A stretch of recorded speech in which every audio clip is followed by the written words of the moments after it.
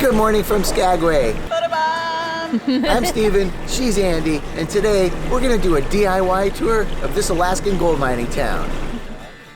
Rather than booking an official cruise excursion, today we decided to check out the town of Skagway on our own. Hello. How are ya?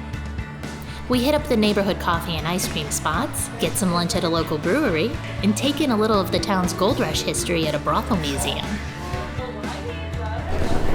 It's just before 10 a.m. and the first order of business is to find a local coffee spot.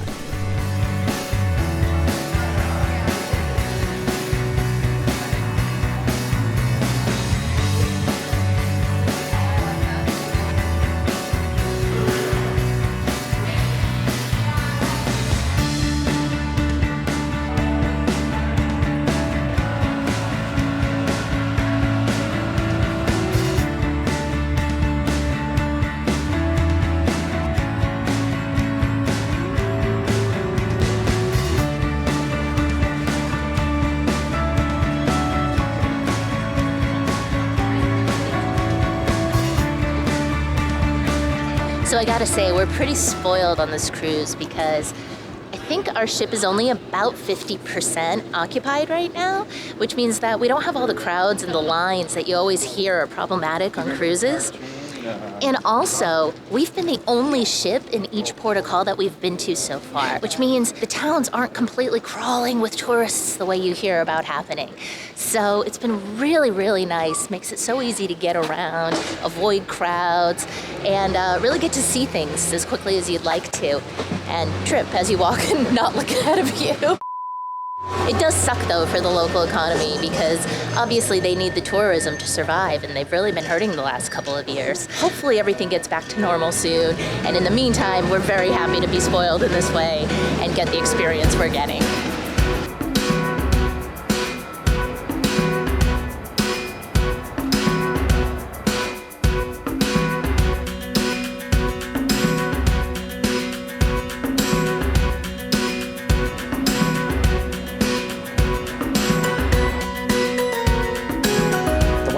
At 2,865 feet receives significant snowfall from late September until early June. This is a 129-ton rotary snow plow that can carve through the snow and drifts that this whole region gets.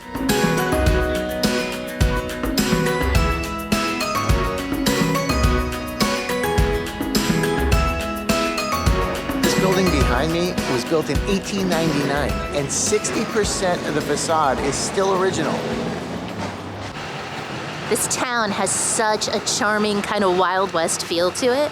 It all came up during the gold rush at the very, very end of the 1800s, which we just learned only lasted about 1 year. By the time the rush came out here, most of the gold that was easily accessible had already been panned and taken out of the region. So the gold rush was basically over before it even began.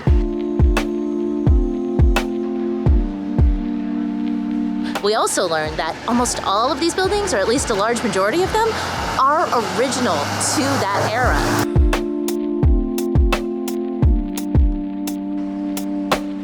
Smoked salmon, reindeer, shaved ice.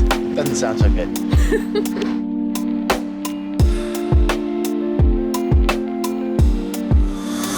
As was common in frontier towns, the men came first and then the women followed.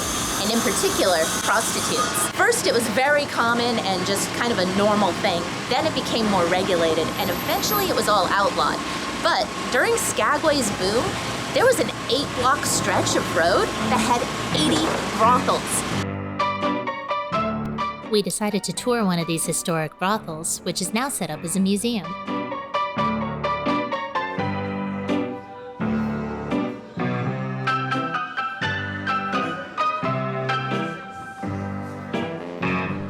As you might expect, the tour was abundantly laced with double entendre. Now this is a brothel museum, folks, brothel museum, but I assure you I'm very good at my oral history. Now my friends, as you can see, after all those years, this light here is still turned on.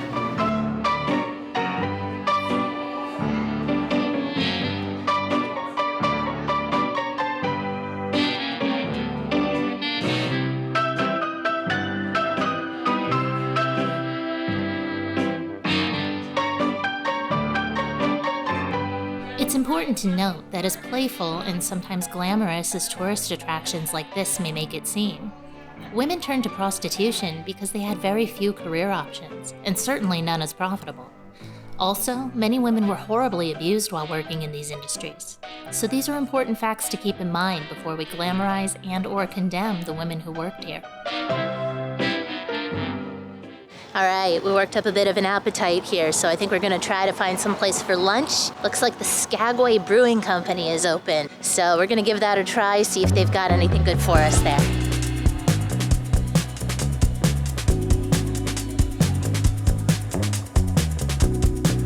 Since we're in the land of king crab, Alaskan king crab that is, we're gonna try a couple of apps related to that. This is crab and artichoke dip, and this is Alaskan king crab cakes.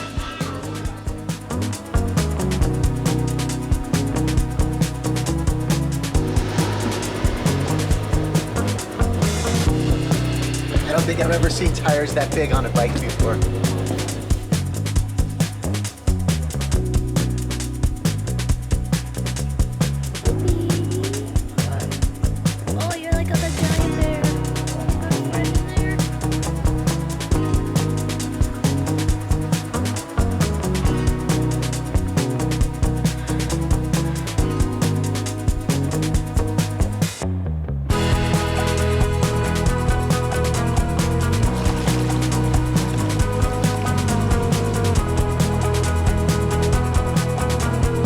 One more stop before all aboard.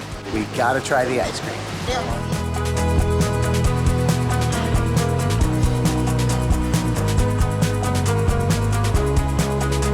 We are gonna chow down on this and then head right back up to the ship. Thank you guys so much for watching. We really appreciate you coming with us on this adventure, and we cannot wait to take you on the next one. See you next time.